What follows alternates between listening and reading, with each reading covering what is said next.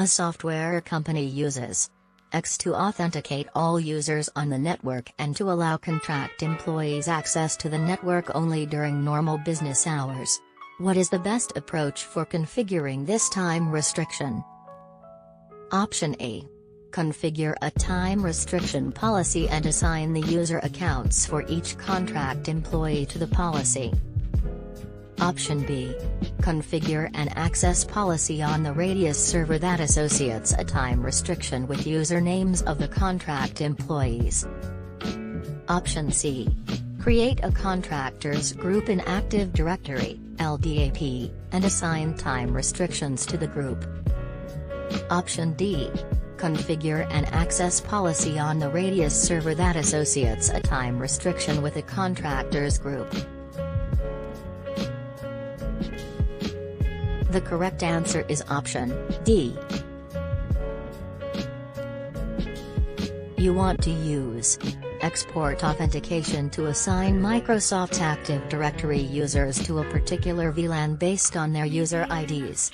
What must be in place? Select 2. Option A. The VLAN ID must be defined in a GVRP configuration. Option B. The user must be a member of an Active Directory group that has an associated Radius policy. Option C. The user must be a member of a group that is associated with a VLAN ID and a Radius policy.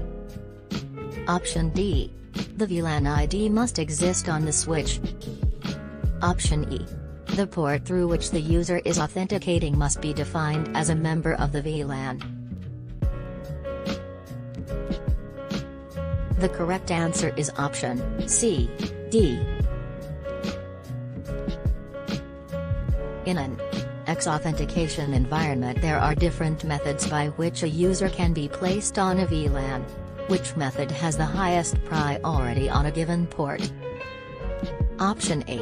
An authorized VLAN assignment configured on the switch at the time 802.1x was enabled for the port.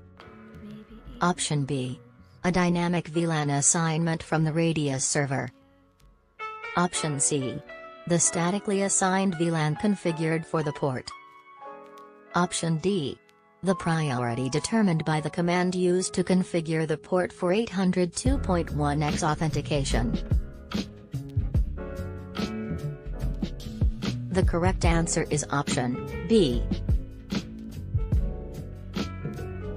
When using multiple Radius servers, what is true with regard to configuration of encryption keys or shared secrets on the HP ProCurve switch? Option A. The keys for all servers in the domain must be the same. Option B. The keys for all servers in the domain must be different. Option C. A globally defined key overrides the key associated with an individual server. Option D.